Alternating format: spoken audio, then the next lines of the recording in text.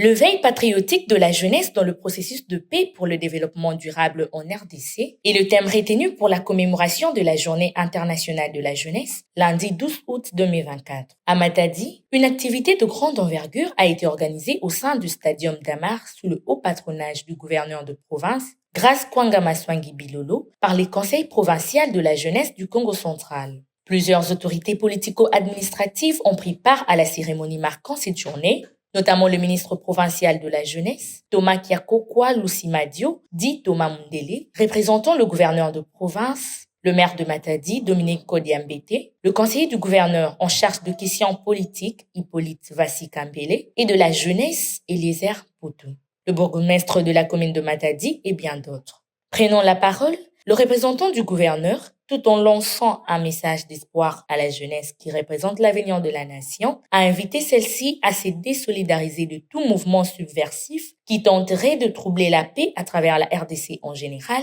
et la province du Congo central en particulier. C'est ici l'occasion pour nous d'inviter notre jeunesse à beaucoup plus de responsabilités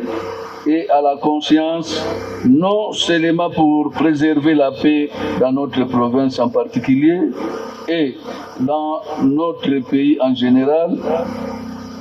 mais aussi de la préserver pour les générations à venir. Très chers compatriotes,